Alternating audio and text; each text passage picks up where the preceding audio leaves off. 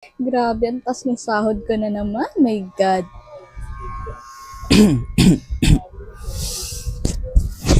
Balita ko, tumataas ang salary mo. Naku, kala ko pa naman kung ano ibabalita eh. Alam mo naman kasi kung bakit, di ba? Ako lang naman ang pinakamagaling dito sa company natin, kaya naman siguro tinaasan yung salary ko. Paano mo ba kinapalan yung mukha mo? Paano mo kinapalan? Hoy, nakita mo ba yung mga sales? Mas mataas yun sa akin, yung sa'yo, mga ganyan. Ang laki ng difference. Ito yung sa akin, ito yung sa'yo. Tsaka isa pa, malaking tao ka lang pero maliit lang yung utak mo. Kaya huwag mo kong niyayabangan dyan ah.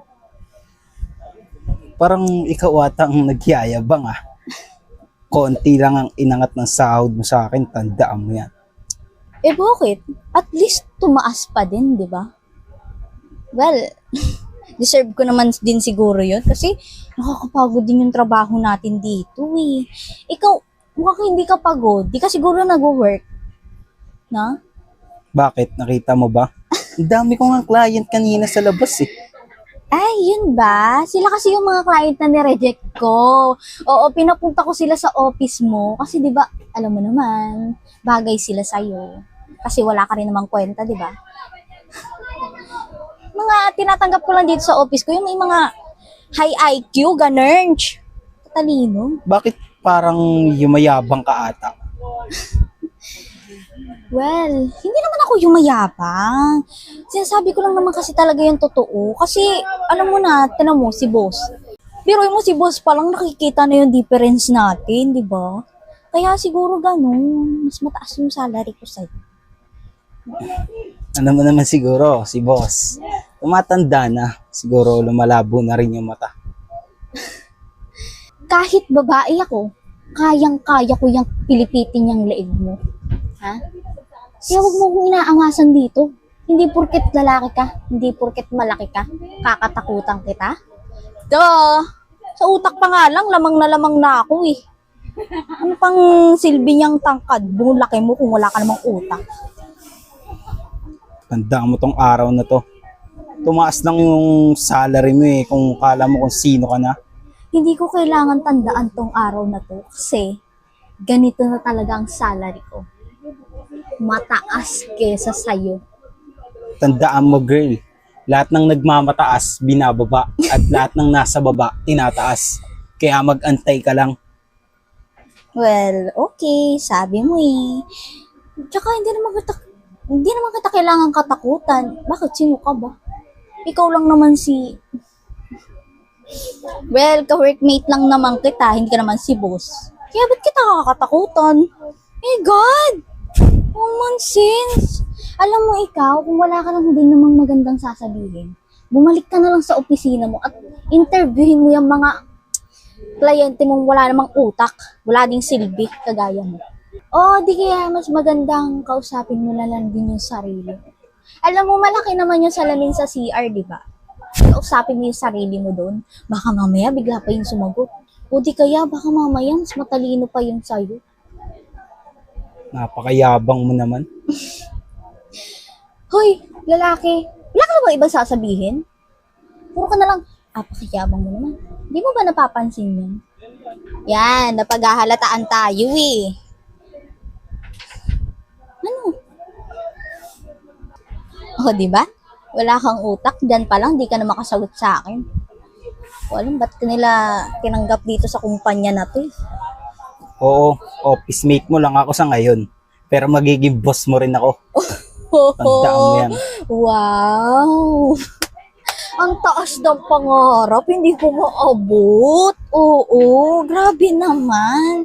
Alam mo, ikaw, nagsalita ka na lang. Kasi hindi ka na magtatagal dito sa opisina na to. Sa opisina mo. Hindi ka na magtatagal dun. Kasi, mas aangat na ako sa'yo. Kasi may balita sa akin si boss na nakaraan eh. Alam mo yun, na mag-ready daw ako sa susunod na linggo. So, what if i-promote niya na ako, diba? Kasi, deserve ko naman kasi. At umasa ka naman ah. Siyempre, bakit? Bakit di ako aasa? Sa kanya naman ang galing. O ano na? Sandali lang ha, may matawag. Sino kaya yan? Teka lang, baliktad. Hello? Oh, boss! Si boss. Ika, ano, date? Alam, si boss na. Ano ka? Boss, wag ka naman ganyan, boss. Nasa work ako ngayon eh. Oo. Umaya na lang natin pag-usapan yan. Oo, sige, boss. Oh, tamo? Kaya pala tumaas yung salary mo dahil nilalandi mo si boss. Hoy, wala kang patunay ah. Di ba pwedeng ganun lang talaga kami mag-usap? Ano na itong lalaki na? Issue ka. Anong issue? Kitang-kita na sa ebidensyo. Pag-uusap nyo palang naglalandian na kayo. Uy, ano ka ba? Maraming ibig sabihin na ang date. Di ba?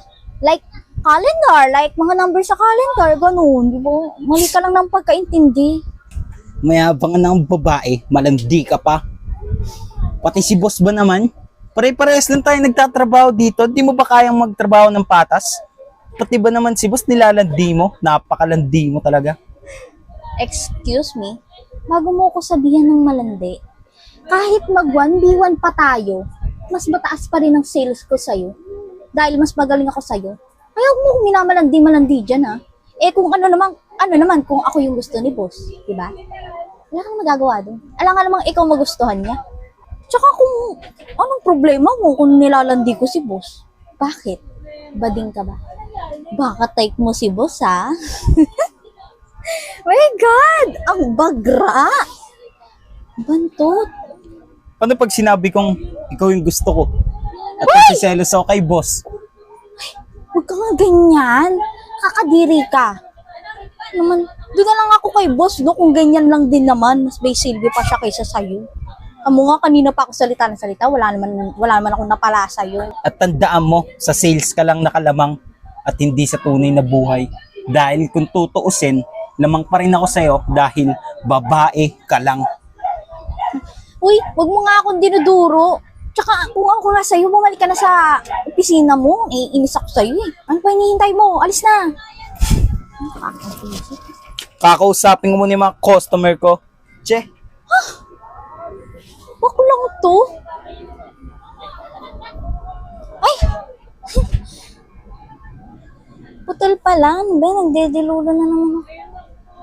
Ay.